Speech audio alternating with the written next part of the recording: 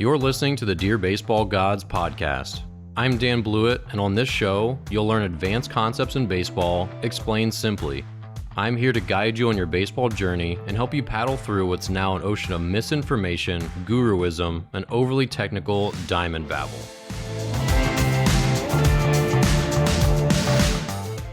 All right, I'm Dan Blewett, and in today's talk, we're going to discuss diamond babble. So this is a phrase, or not a phrase, this is a term that I've coined because I've become increasingly frustrated with the biomechanical junk terminology used to describe baseball actions that's really just popularized by gurus and people who don't really understand what they're talking about. And so they hide behind this fancy language to describe things that you could honestly, if you took the time and the care and you understood it well enough, you could describe anything in baseball to a 10-year-old.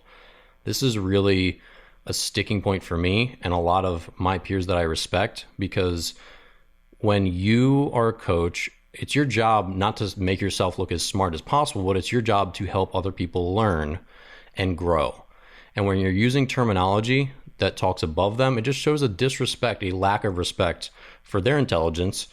And it also, I think, exposes what is really just a lack of depth of knowledge on your own part. Because if you can't simplify something, then you don't understand it well enough. Anything can be boiled down into layman terminology, or using analogies, all this other stuff to help people understand. So let me give you some examples of diamond babble. I'm going to read some real tweets from our fabulous world of Twitter. Okay. This is referring to catching. Slow motion extension to flexion mapping. There's tremendous value in going fast and allowing the body to self-organize. Slowing it down also has a role in high-level motor pattern development. Okay. Do you have any idea what he was referring to? He was basically referring to a catcher like turning his wrist and hand over and learning to like kind of catch through the ball. That's how he explained it. Flexion to, or extension to flexion mapping. That's where we are in 2020 describing catcher actions behind the plate. It's baffling. All right, here's another one. Catcher throwing patterns are important to look at as they can easily slip into compensation patterns. Here's a guy who was going from elbow flexion to extension and was dealing with some anterior shoulder discomfort due to the humeral head being pushed forward at layback. So this requires you, as a coach or a player or a parent who wants to learn, it requires you to know what a compensation pattern is. What is a compensation pattern? Elbow flexion, which is just the angle of bend in your elbow, to extension, which is you straightening your elbow, to anterior shoulder discomfort. Anterior is the front of your shoulder, and the humeral head, which is the ball of your upper arm, is your humerus, and then being pushed forward into layback, your arm lays back. In external rotation. External rotation is your arm going back into that gross position you see when you throw. So again, here's the guy who's going from elbow flexion to extension and was dealing with some anterior shoulder comfort. He could have said, here's a guy who was, going from, I don't even know what he's actually getting at because this one doesn't have a video with it. But he's had some pain in the front of his shoulder, but he had to use the word anterior. Here's another one. The task constraints, band and one hop in parentheses, assist in more efficient glove path as well as elbow extension after the catch. Fascinating. Really learned a lot there. Here's one about hitting. For context, the barrel doesn't need to be delivered with this type of release pattern. Ooh, do you know what a release pattern is in hitting? Because I don't. This is just one release technique. You can also deliver the head in a couple other ways. The principle, though, is that it should be releasing proximal to distal, in quotation marks, or in parentheses, in to out, which is good. He was trying to summarize. I appreciate that. Gaining speed. Different hitters create, this is a 3-part tweet. Different hitters create different degrees of separation, but they shouldn't be disconnected. The goal of separation is to pull out fascial slack from the spiral sling and gain cross-body connection, not create disconnection and drag the barrel like a truck pulling a trailer. For context, because this is good, we do need context. For context, the barrel doesn't need to be delivered with this type of release pattern. I mean, I think that's obvious at this point. This is just one release technique. Actually, sorry, that was the first tweet. I went backward there. I apologize. Here's another one. Been really feeling the concept of no release medicine ball work lately. The impulse it creates on the body to generate stability and rapidly distribute tension is something I think has a lot of value when instituting medicine ball work into a program. Fascinating. So I'm going to read one more. This is like the Mac Daddy. Oh, good Lord. A consideration for pelvic recoil. This is a guy talking about hitting. A consideration for pelvic recoil, semicolon. I do love the use of semicolons, by the way. I use them in my writing, but I don't know if Twitter is really the place for it. Although I do use them in Twitter, so I guess I can't really hate here. A consideration for pelvic recoil. Pelvis is pulled into the lead femur via adductor magnus, and the acetabulum rotates internally on the femoral head via anterior glute fibers. The ER fibers of the glute med undergo stretch. Add high velocity to the biomechanics and reflex occurs. I mean, out there in audio land, there's no way you have any idea what that tweet meant. There's like no context through which you could figure out what this guy's talking about. And even with the accompanying photos or videos or GIFs, it's just diamond babble. It's just nonsense. It's just junk terminology. And so what I really respect about a lot of the people that mentored me in the strength and conditioning industry, and I'll list a couple. Nick Tuminello was one of my mentors. I interned for him. He's a world-renowned personal trainer, strength coach, writer. He does seminars all over the world, and he gives people really good, actionable, like time-tested, logical fitness advice. And it was something that I always use in all of my strength programs. Mike Reinold, I never worked for him. I never interned under him, but I worked as an editor on his Elite Baseball Performance website. He had asked me to speak at one of his seminars, and he is just a guy who just gives to other people who are trying to make a name for themselves in the industry. He's someone that like really lifts people up, and he is one of the smartest guys. His hands in all sorts of research. I mean, he is one of like the leading baseball researchers, and he makes everything clear, layman, and simple. And one of my others is Alan Nathan. He is essentially like the big name in the baseball physics. So he's at POB guy on Twitter. And I mean, he's a world renowned like in creating the BB core standard and creating different densities for baseballs and measuring seams, all the changes in the baseball and in bats, all these bat certifications. Alan's in part of panels helping to understand and like certify the physics essentially for all this stuff. So, I mean, incredibly smart when it comes to the spin, the physics, the flight of baseballs. I mean, he's been a physics professor for 40 years. I guess he's retired now, but he's still a professor emeritus. And if you go to listen to one of his talks, because I've spoken at Sabre Seminar, he's been at Sabre Seminar since its inception. He helps organize it. You listen to one of his physics of baseball talks, every single person in the audience can understand every word he says, and they leave thinking, wow, I just learned a lot about physics today. Like I was here to learn about baseball. I want to know more about it, but I don't have a background in physics, and I could understand everything Dr. Nathan said. And so there are lots of people out there like them in many industries who work really hard to help other people understand, knowing that I'm never going to, grab a physics book and try to, do my own equations and really dive into physics. I'm just not. I've got other priorities, but I do want to learn. And there's a lot of people like that, and you shouldn't have to have a biomechanics degree to understand pitching. Parents, you have so much on your plate, driving your kids around, raising your kids, going to work. Like, you have so much on your plate. You're the busiest people ever. You don't have time to just be trying to solve these equational tweets to figure out if your son can swing a bat or not, or if your daughter can swing a bat or not. So it's a sad trend, and that's part of this podcast, and it's part of my brand in general, is explaining things simply, because there is nothing in baseball, and this is why my first book was called Pitching Isn't Complicated. There is nothing in baseball that is so complex, whether it's a movement, it doesn't matter what it is. There's nothing in baseball that's so complex that you could not simplify it and teach it to a 10-year-old. There's not one thing. You can use other words. You can find ways to make people understand and help them along if you try. But this is a really disturbing trend in baseball where people are trying to separate themselves from the crowd. They're trying to stand out. And when you don't have a really robust playing background, or you don't have something to hang your hat on, that's when I think their insecurity comes out. and then they try to make stuff sound complicated. They try to reinvent the wheel. They try to, make a name for themselves using this complex terminology, because if they just make it simple when they don't really have the on the field experience or the really deep coaching experience, then they don't feel like they have anything, which I understand. But like I said, it's a growing problem, and you should demand more from coaches. So if you're out there on the web and you're reading through and earnestly, honestly trying to learn, and they're just passing this junk off, throw the hashtag in there. Hey, this is Diamond Babble. You don't actually have to do that. But ask them, hey, what did this tweet mean? I would genuinely like to learn, but I don't understand the language you're using. People need to do better as coaches explaining this stuff, and you deserve better as parents, players, and coaches.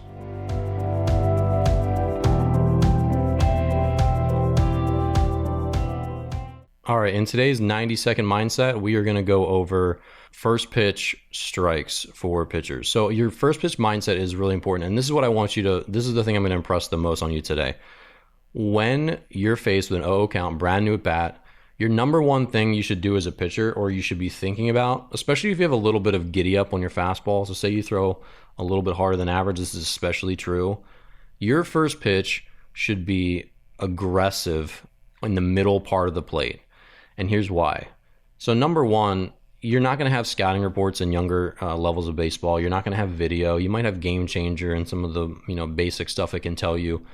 But in general, you're not going to know much about these players, and you're not going to know much about what they can do or what their swing looks like, their bat speed, all that stuff, until the bat gets underway. So the first pitch, I think everyone knows, and you've been harped on, that getting ahead is extremely important, which it absolutely is. Getting to 0-1 is one of the best things you can do as a pitcher. It allows you to then start to go away from the middle of the plate, because you have more margin for error now, because missing with a ball doesn't hurt you as much as if you're 1-0. If you're 1-0 and you miss, now you're 2-0. Now you're in deep trouble of having to catch up in the count, where a guy might take you deep. So the important thing here is we want to be aggressive to get behind the count. But the other tertiary benefit here, or the secondary benefit, I don't know why I keep using the word tertiary so much.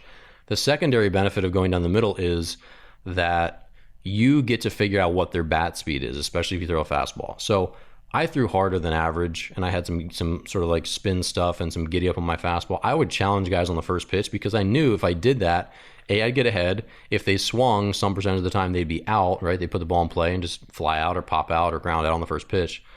And if they did swing and they didn't put the ball in play, I was going to figure out where their bat speed was. Because if I throw it right down the middle hard and they're late on it, it gives me a lot of info. Now I can say, okay, if he can't catch up down the middle, I can go in, and he's going to have zero chance of catching up, right? Or if he smokes it foul, I can say, okay, well, he's definitely got the bat speed to catch up. Maybe it's time to be a little more careful, or go to an off-speed pitch or something, or maybe he was just ambushing. But you should, the mindset thing I want to leave you with today is take the first pitch of the at-bat as a fact-finding mission. It's extremely rare that you're going to get taken deep, where a hitter's really going to be ready to smash one on the first pitch. You're going to have a little more room for error. Hitters like to see the bat get kind of underway and be a little more comfortable. So take the first pitch as a fact-finding mission. Make it your mission to get ahead, compete in the middle of the strike zone, throw it hard. And this is, obviously, you can throw off-speed stuff on the first pitch sometimes. I'm not saying that it's always fastballs, because it's certainly not. But when you're going to throw a fastball, or it's like a non-pressure situation, second inning, like nothing's going right now, bases are empty, it makes a lot of sense to try to get ahead with the fastball. And if you do that, don't be too fine. Compete over the middle, knowing that you're going to get strikes, you're going to get first pitch outs, they're going to be enticed to swing. And when they do swing, you're going to get a lot of intel, a lot of info on what they can do with the bat, how fast their hands are, how fast their bat speed is.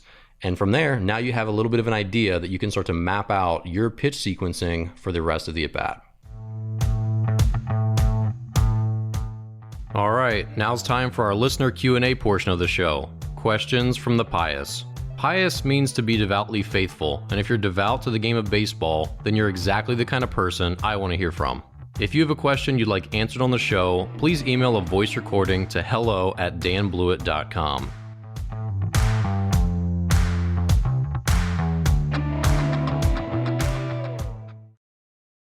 All right, so today's question comes from Morgan. Hey Dan, this is Morgan from Orlando, Florida. My question is, how many pitches should I have in my pitch repertoire? Should I focus on having 2 breaking balls, or should I just focus on having 1? Thanks for answering my question. All right, thanks, Morgan. Appreciate the question. And this is a good one that I really like answering. So basically, the answer is every pitcher should aspire to have 3 really high quality pitches before he goes on to a 4th. And this is what you see in most pro players. Most guys enter college baseball with a fastball, a pretty good second pitch, and a very mediocre third pitch. That's typically how it is. Then if they're good enough to go into pro ball, they'll have a fastball with enough velocity, which usually means low 90s or better, and then a good second pitch, which either means their primary breaking ball or their changeup, and then a third pitch that's kind of okay still, hopefully butting into another out pitch. But most pitchers, even in the big leagues, only have like 1 out pitch, maybe 2 if they're lucky, and that's exceptional. That's what we want. Basically, most relievers in the big leagues have 2 out pitches, which is their fastball, mid to upper 90s, and 1 secondary pitch, usually a slider, curveball, breaking ball. So my roundabout point here is that you're not going to need 2 breaking balls. And here's part of the reason why. Number one, you definitely need a changeup at pretty much every level of baseball, whether you're a starter, reliever, as you go. That's something that's going to get the opposite-handed guy out. So if you only have 2 breaking balls, they're both going to break into opposite-handed batters. So if you're righty and you have 2 breaking balls, both those breaking balls are going to break into lefties. You want something that'll fade away from lefties if you're a righty or away from righties if you're a lefty. Secondly, why are you going to have 2 breaking balls? How do you know which one to use and when? That's a really good question. They all need to have a specific purpose. So for most pitchers below the big leagues, there's not a really good reason to use 1 breaking ball or another. Like, why would you throw a slider to this guy instead of a curveball if your curveball is good? Or why would you, vice versa? Every pitch that's in your repertoire is a tool. So this is kind of like having 2 power drills. It's like, why do you need 2 power drills? If you have 1 really good power drill, it'll drive screws, it'll drill holes, it'll do all these different things and last a really long time. You don't really need to carry 2 around.